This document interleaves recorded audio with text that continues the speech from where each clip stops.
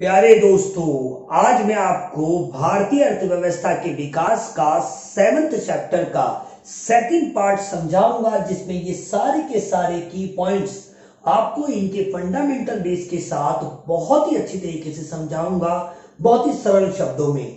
But दोस्तों, इससे पहले का जो मैंने फर्स्ट पार्ट बनाया था, अगर आपने नहीं देखा है तो आई बटन पे मैंने लिंक दे रखा है, पहले उसे देखें और उसके बाद अगर आप इस वीडियो को देखेंगे तो यकीन मानिए आपको पूरी तरीके से समझ में आएगा।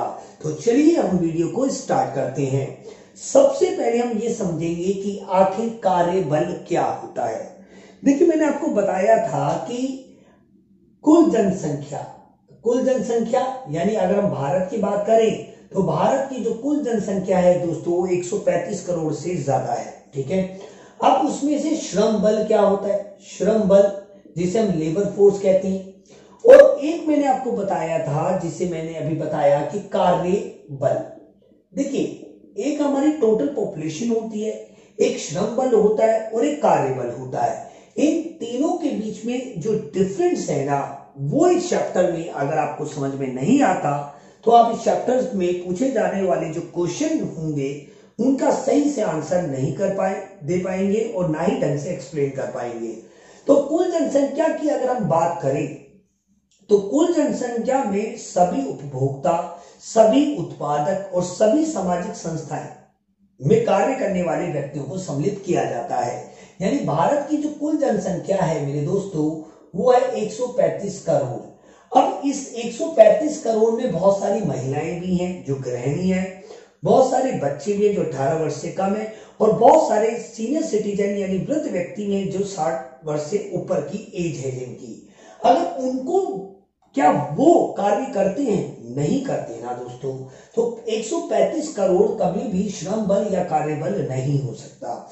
अब ये श्रम बल क्या होता है? बहुत ही सिंपल, जो व्यक्ति या व्यक्तियों के समूह या श्रम बल उन व्यक्तियों की संख्या को हमें बताता है जो कुल जनसंख्या में से जितने लोग वर्तमान मजदूरी दर पर कार्य करने के इच्छुक हैं और योग्य हैं उनकी संख्या को बताता है। मान लीजिए कि 80 करोड़ के करीब, मान लीजिए रफली आइडिया मैं आपको दे रहा हूं कि 80 करोड़ के करीब भारत में ऐसे पुरुष या महिलाएं हैं जो 18 वर्ष से ऊपर की एज के और 60 वर्ष से कम की एज के या 60 वर्ष के बराबर या उससे कम की एज के, जो कार्य करने की इच्छुक भी है और कार्य करने योग्य भी और वर्तमान मजदूरी दर पर कार्य करने के लिए तैयार है, उसे हम कहेंगे श्रम बल। ठीक है, जबकि कार्य बल क्या होता है दोस्तों? बहुत ही सिंपल। देखिए, अगर मैं कहूं कुल जनसंख्या, टोटल पॉपुलेशन में आ जाता है लेबर फोर्स, और लेबर फोर्स के अंदर आ जाता है दोस्तों work force. Labour force, total population और वर्क फोर्स। तो आप ये समझिए कि भारत की 135 जनसंख्या है, 135 करोड़ प्लस जनसंख्या है, जिसमें से 80 करोड़ लेबर फोर्स है जो वर्तमान मजदूरी दर पर काम करने के इच्छुक है, सबसे मेन काम करने के इच्छुक है और योग्य भी हैं दोस्तों। परंतु दोस्तों, उन सभी को तो काम नहीं मिल पाता। काम तो कुछ परसेंट लोगों को मिला जाता है। जितने लोग वास्तविक रूप में भारत की अर्थव्यवस्था में काम कर रहे हैं, जो उत्पादन गतिविधियों में संकलित हैं यानी लगे हुए हैं, उस वास्तविक संख्या को ही हम कहते हैं दोस्तों लेबर फोर्स। तो आई होप आपको ये चीज माफी चाहता हूं दोस्तों। तो ये जो लेबर फोर्स है यानी वर्क फोर्स है, जिसे हम वर्क फोर्स जिसे आप कहते हैं, तो वर्क फोर्स क्या है? मैंने आपको बताया कि कार्य बल उन व्यक्तियों की संख्या को बताता है जो वास्तविक रूप से एक देश की अर्थव्यवस्था में उत्पादन क्रियाओं में लगे होते हैं, यानी जो उत्पादन कर रहे होते हैं दोस्तों किसी वस्तु या सेवा के निर्माण में। ठीक है, जबकि श्रम बल वो होता है जो इच्छुक होते हैं और कार्य करने के योग्य होते हैं वर्तमान मजदूरी दर पर, जबकि कुल जनसंख्या वो होती है जिसमें वृद्ध व्यक्ति सारे आ जाते हैं, सभी सम्मिलित होते हैं। तो आई होप दोस्तों मैंने आपको ये चीज तो क्लियर कर दी। अब मैं आपको ये बताना चाहता हूं कि जो हमारा देश है भारत, उसमें कार्य बल का आकार कैसा है, साइज कैसा है। तो लगभग 40 करोड़ लोग कार्य वर्क फोर्स में लगे हुए हैं। अब आंकड़े बदलते हैं रहते हैं दोस्तों, ये रफली आइडिया, मेरे पास पुरानी किताब है, आप अपनी लेटेस्ट बुक से देख सकते हैं, आंकड़े बढ़ भी सकते हैं घट भी सकते हैं, ठीक है। तो मैं एक अनुमान के अनुसार मैं आपको बता रहा हूं कि भारत की जो जनसंख्या जो कि 135 करोड़ प्लस है, उसमें से केवल और केवल 40 करोड़ व्यक्ति ही उत्पादन क्रियाओं में लगे हुए हैं, जिसमें से अगर हम इसे पुरुष और महिला यानी लिंग के आधार पर बांट दें तो इसमें से 70% पुरुष काम कर रहे हैं और 30% दोस्तों महिलाएं कार्य कर रही है, ठीक है। तो लेबर फोर्स बहुत ही सिंपल उस संख्या को या उस देश के उन नागरिकों को बताता है या उन कुल नागरिकों को बताता है जो उस देश की आर्थिक सीमाओं में, उस देश की आर्थिक सीमाओं में विभिन्न प्रकार की वस्तुओं तथा सेवाओं का निर्माण करते हैं यानी कार्य करते हैं, यानी उत्पादन क्रियाओं में लगे हुए होते हैं, आप ऐसा समझ लीजिए। अब हम समझते हैं कि भारत में सहभागिता की भूमिका क्या होती है। तो पहले मैंने पिछली क्लास में भी आपको बताया था, बट अब भी मैं आपको थोड़ा सा बताना चाहूंगा कि सहभागिता दर किसे कहते हैं। सहभागिता यानी पार्टिसिपेशन रेट जिसे आप कहते हैं। तो ये जो हमारी सहभागिता होती है यानी सहभागिता दर, तो इसको कैसे निकालते हैं, बहुत ही सिंपल है। अगर हम कुल जनसंख्या जो 135 है भारत की, कुल जनसंख्या को यदि कार्य बल को अगर हम कुल जनसंख्या से क्या कर दे, डिवाइड कर दे और 100 से इंटू कर दे तो हमें एक रेट मिल जाएगा। जैसे एग्जांपल लो, रफली आइडिया 135 हमारी टोटल है जिसमें से 40 करोड़ हैं और 100 से मैंने इसको इंटू कर दिया, तो काट पीट के आपको मान लीजिए कुछ एक परसेंटेज आएगी, एक रेट आएगा, मान लीजिए 10% आ गया। तो 10% हमें बता रहा है कि 100 में से 10 लोग ऐसे हैं भारत में जो उत्पादन क्रियाओं में लगे हुए हैं, ठीक है। ये होती है सहभागिता दर कहते हैं दोस्तों, इसे मैंने डिटेल में पिछले वीडियो में बताया है। तो भारत में सहभागिता की भूमिका क्या है। अब सहभागिता, अब देखो पूरे भारत को अगर हम 2 हिस्सों में बांटे तो एक भारत के ग्रामीण क्षेत्र होते हैं और एक शहरी क्षेत्र होते हैं, जिसे हम अर्बन और रूरल एरिया, ये हमारा रूरल एरिया है और ये हमारा अर्बन एरिया है। तो दोस्तों लगभग 34% भारत की कुल जनसंख्या का लगभग 34%, 100% लोग हैं, उसमें से केवल 34% लोग अपनी आर्थिक क्रियाओं में अपना क्या दे रहे हैं, योगदान दे रहे हैं।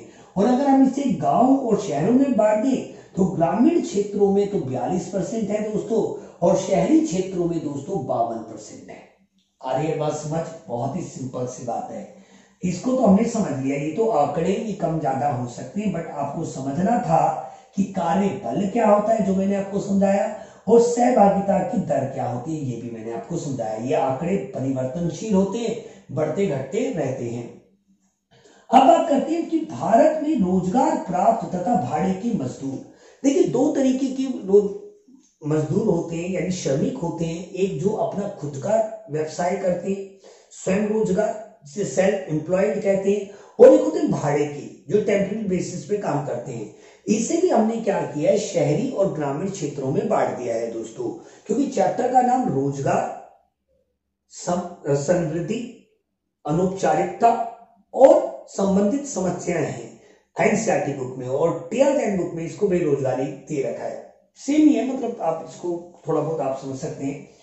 तो देखिए शहरी क्षेत्रों की अगर बात करें, जो स्वयं रोजगार है यानी जो सेल्फ एम्प्लॉयड है वो है 42%, और जो दूसरों के लिए काम करते हैं वो है 58%। स्वयं रोजगार श्रमिक कौन होते हैं, जो खुद के लिए काम करते हैं। जैसे मैं खुद का कोचिंग सेंटर चलाता हूं, मैं खुद का ठेला लगाता हूं, मैं खुद का व्यापार करता हूं, तो मैं स्वयं रोजगार श्रमिक हूं, खुद का व्यवसाय, ठीक है, किसी दूसरे के लिए नहीं। भाड़े का क्या है, जो दूसरे के लिए काम करता है। जैसे मान लीजिए मैंने एक कोचिंग सेंटर खोल रखा है, उसमें मैंने 2 लोग रख रखे हैं, तो मैं तो स्वयं रोजगार हो गया और वो जो 2 बंदे मेरे अंडर में काम कर रहे हैं वो क्या हो गए, भाड़े के श्रमिक हो गए, ठीक है। बहुत ही सिंपल है।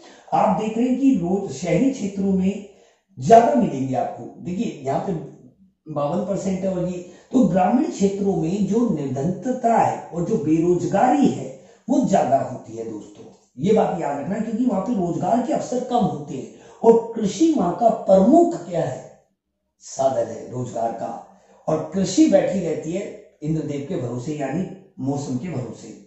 अब आता है ग्रामीण क्षेत्र क्या होते हैं। देखिए ग्रामीण क्षेत्र में अगर हम देखें कि भारत में रोजगार प्राप्त और भाड़े के मजदूरों का क्या रेशियो है, तो देखिए स्वयं रोजगार की तो भैया 56 है क्योंकि अपनी खेती करते हैं, और कुछ दूसरों के लिए भी काम करते हैं, यानी बटाईदार जिन्हें आप कह सकते हैं, जो दूसरों के खेतों पे काम करते हैं। तो देखिए आपने ये देखा कि हर कंडीशन में, तो देखिए यहाँ पे देख रहे हैं कि स्वयं रोजगार ज्यादा है, और जबकि आप इसमें ये देख सकते हैं कि नौकरी पेशा वाले शहरों में ज्यादा मिलते हैं जबकि गांव में कम मिलते हैं, और स्वयं रोजगार वाले शहरों में कम है जबकि गांव में ज्यादा है। अगर आप इसकी तुलना कर सकते हैं, सहसंबंध आप निकालें तो ये बात आपको क्लियर हुई है दोस्तों। आई होप इसमें कोई बहुत बड़ी बात नहीं है।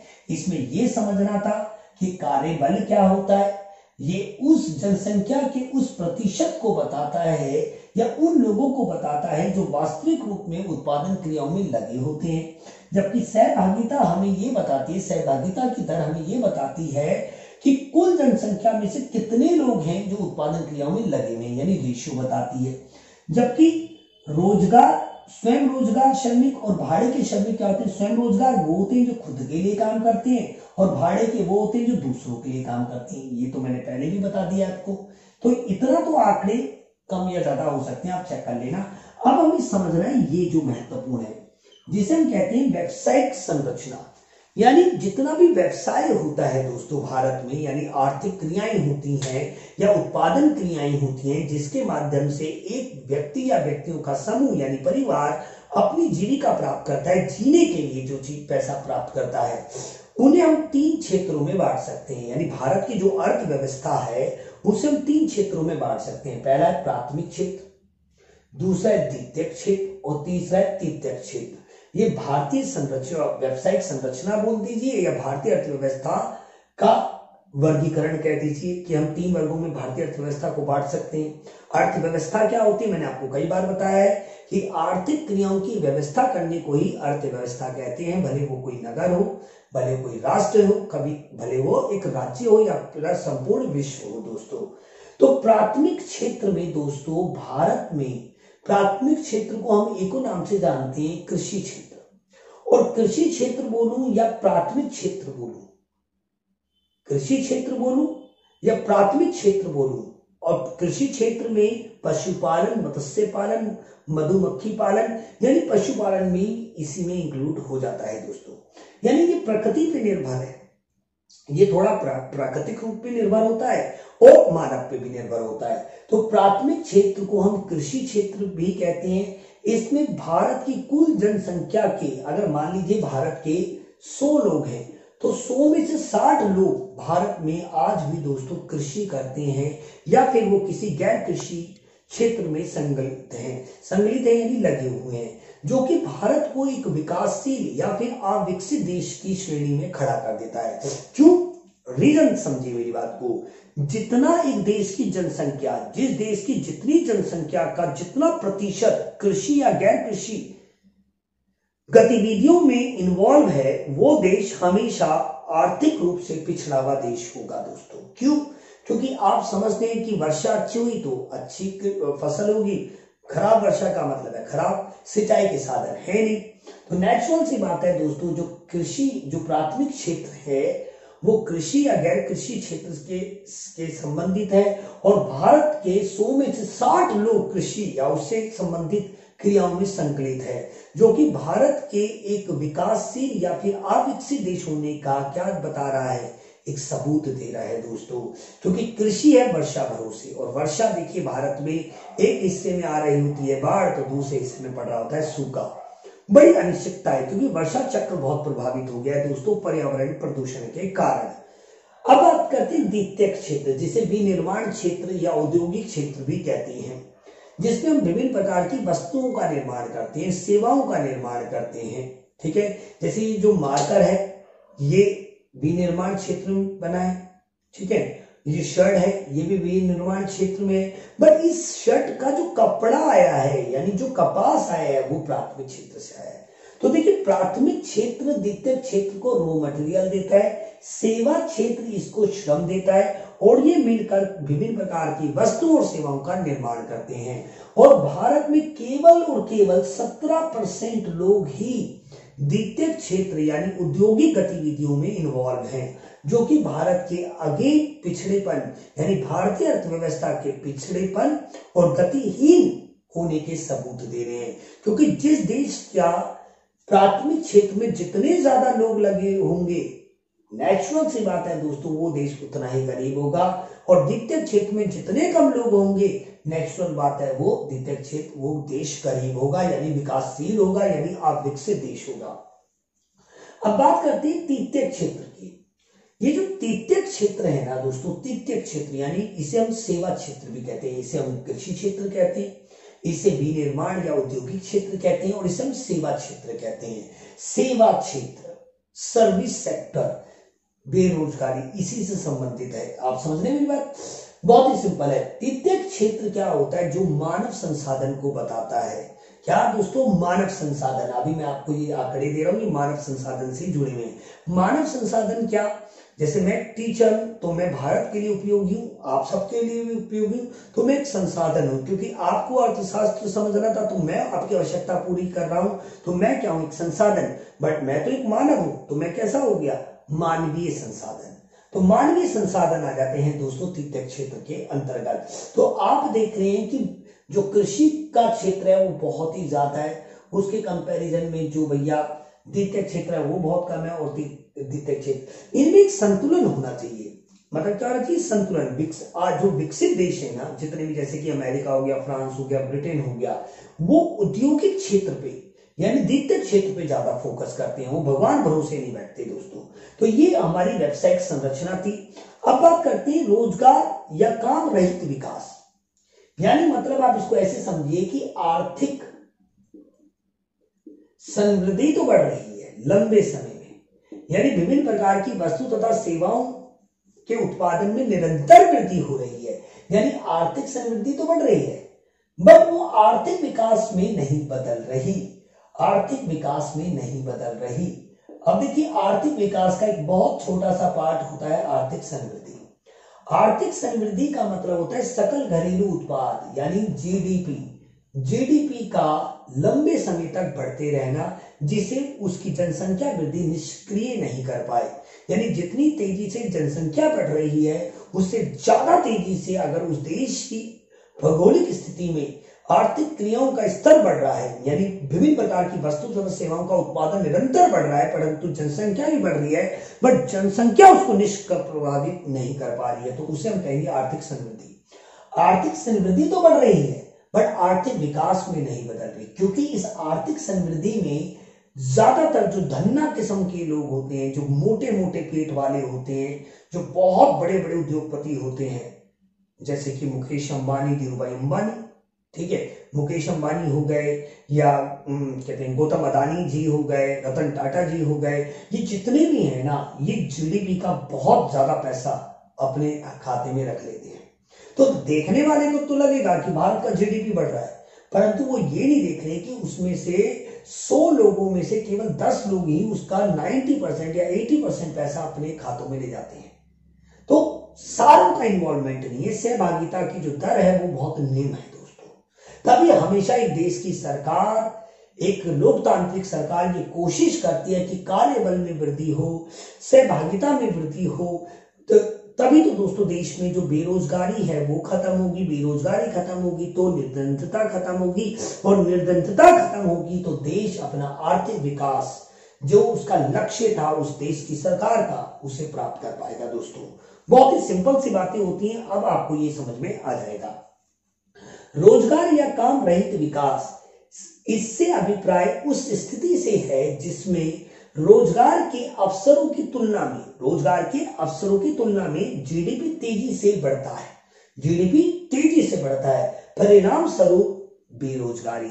अगर अभी वर्तमान स्थिति को देखोगे कि भारत के शेयर मार्केट में आग लग रखी है, सारे शेयर ऊपर की तरफ भाग रहे हैं, बट अगर आप अगर मार्केट में जाओगे तो रोजगार है, तो इसका मतलब है आर्थिक समृद्धि तो बढ़ रही है, परंतु रोजगार नहीं बढ़ रहा है। रोजगार नहीं बढ़ रहा है तो लोगों के पास पैसा नहीं आ रहा है, वो मूलभूत आवश्यकताओं की पूर्ति नहीं कर पा रहे, और वो शिक्षा और स्वास्थ्य पे पैसा नहीं कर पा रहे, जिससे उनके जीवन के स्तर में, उनकी बुद्धिमत्ता में, उनकी ईमानदारी में, उनकी देशभक्ति में विकास नहीं हो रहा है दोस्तों, तो आर्थिक विकास नहीं हो रहा है दोस्तों। बहुत ही सिंपल सी बात है, इसे समझना बहुत ही सिंपल है। अब आता है ये वर्ड बहुत इंपॉर्टेंट है। ये दो वर्ड मैं आपको समझाना चाहूंगा कि ये क्या है और ये क्या है। इस चैप्टर में बहुत वैल्यू रखते हैं दोनों वर्ड। देखिए, हमें समझना है कि रोजगार का आकस्मिकताकरण क्या होता है और रोजगार का अनौपचारिकताकरण क्या होता है। बहुत ही इंपॉर्टेंट है, मैंने पहले ही कह दिया। देखिए, आकस्मिकताकरण का मतलब क्या है। देखिए, बहुत ही सिंपल, इससे अभिप्राय उस स्थिति से है, उस कंडीशन से, उस परिस्थिति से है जिसमें कुल कार्यबल में अनियमित भाड़े के मजदूरों की प्रतिशत में समय के साथ बढ़ने की प्रवृत्ति पाई जाती है, जैसा कि ठेकेदारी प्रथा। मेरे दोस्तों देखिए, भारत में जो ठेकेदारी प्रथा है ना, वो चरम सीमा पे पहुंच गई है। आज की डेट में डॉक्टर हो, इंजीनियर हो, टीचर्स हो, अगर मैं खुद की बात करूं तो मैं खुद इससे प्रभावित हूं। मैंने 2008 में कहते हैं डाइट किया था दिल्ली मोतीबाग से, बट उसके बाद दोस्तों मेरी कभी जॉब ही नहीं लगी गवर्नमेंट। हम एक बारी चांस मिला, वो भी मिस हो गया, मैं उसको क्लियर नहीं कर पाया क्योंकि नॉर्मलाइजेशन ऐसा सिस्टम बनाया कि मैं उसमें पता ही नहीं लगा कहां गया। और आप देख रहे हो कि आज की डेट में डॉक्टर हो, इंजीनियर हो, टीचर्स हो, मतलब हर फील्ड में सरकारी नौकरी नहीं, नियमित नहीं है, ठेकेदारी। तो जब दोस्तों आकस्मिकताकरण का मतलब है कि जब एक देश की स्थिति में जो कार्यबल है, जो वर्क फोर्स है, उसमें जो व्यक्ति है ना, नियमित कम है, अनियमित ज्यादा है, भाड़े पे ज्यादा है। आज तो आप जानते ही हो कि दिल्ली में सारी ठेकेदारी प्रथा हो गई है। कांग्रेस ने इसे स्टार्ट किया था और बीजेपी ने तो भैया इसको पूरी तरीके से लागू कर दिया है।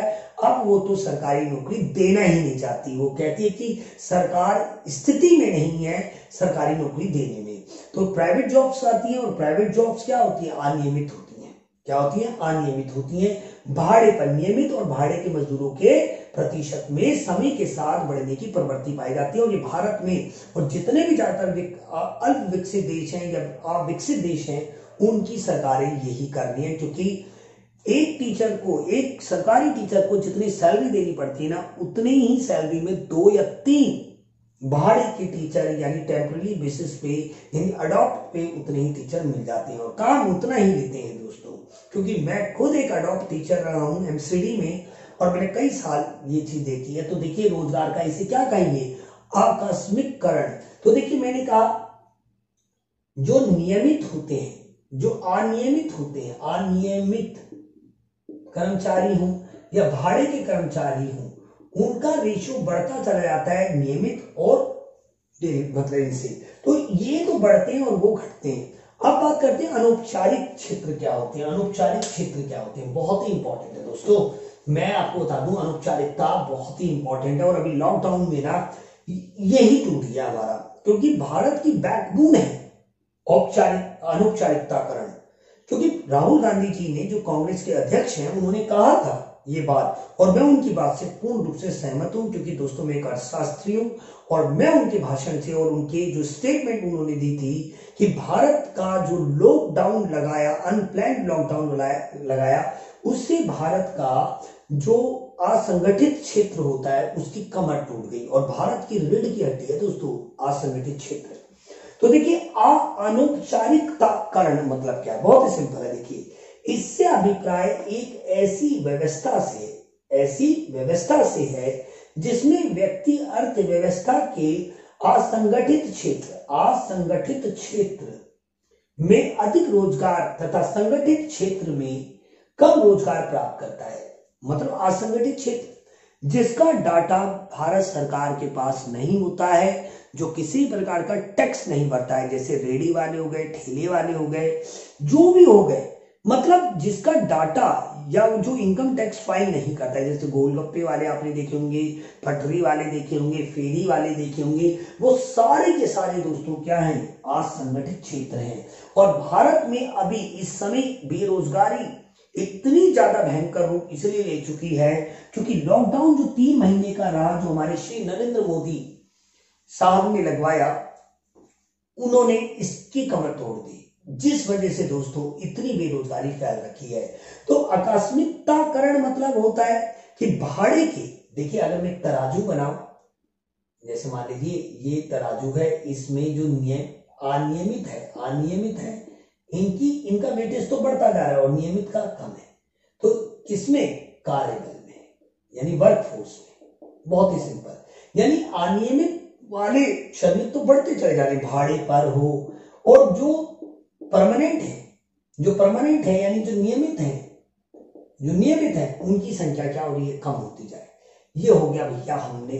अब बात करते हैं अनौपचारिक। अब देखिए ये जो अर्थव्यवस्था है, अगर मैं बात करूं अर्थव्यवस्था को हम अगर संगठित क्षेत्र के रूप में बांटें तो संगठित क्षेत्र में वो 3 आ जाते हैं। एक आ जाता है प्राथमिक, जिसे कृषि क्षेत्र कहते हैं, एक आता है द्वितीयक जिसे हम विनिर्माण क्षेत्र कहते हैं, और एक आता है तृतीयक जिसे हम सेवा क्षेत्र कहते हैं। ये तो दोस्तों कैसे हैं? संगठित है, क्योंकि इसका पूरा ब्यूरो, इसका पूरा खाता सरकार के पास मौजूद होता है। जबकि दोस्तों अर्थव्यवस्था को हम 2 तरीके से और बांट सकते हैं। एक होता है संगठित और एक होता है असंगठित। संगठित जिसका डाटा भारत सरकार के पास मौजूद है, जो इनकम टैक्स भरता है, जिसका पूरा प्रॉपर रिकॉर्ड होता है सरकार में। असंगठित इसका कोई डाटा नहीं होता। ये जैसे रेहड़ी वाले, पटरी वाले, ये जितने भी होते हैं असंगठित होते हैं। तो असंगठित क्षेत्रों का निरंतर बढ़ना, यानी अगर हम कार्य ढूंढने जाते हैं यानी काम ढूंढने जाते हैं तो हमें असंगठित क्षेत्र में तो ज्यादा मिल रहा है, परंतु संगठित क्षेत्र में हमें रोजगार कम मिल रहा है संगठित में। तो उसी चीज को हम क्या कहेंगे दोस्तों? अनौपचारिकताकरण। क्योंकि औपचारिकता मतलब क्या होगा? औपचारिक, फॉर्मल तो ये हो गए, इनफॉर्मल कौन से हो गए? जिसमें असंगठित। तो देखिए दोस्तों कितना इजी था, आपको ये इतना टफ लगता है, बट दोस्तों इकोनॉमिक्स जो है ना बहुत इजी सब्जेक्ट है, बहुत ही इजी सब्जेक्ट है। अगर आप इस बात से सहमत नहीं है तो दोस्तों मेरी सारी प्लेलिस्ट में देखिए 45वां नंबर का वीडियो था, वीडियो 1 से देखिए, आपको इजी लगने लगेगी। तो मिलते हैं दोस्तों अगले वीडियो में। जय हिंद, जय भारत।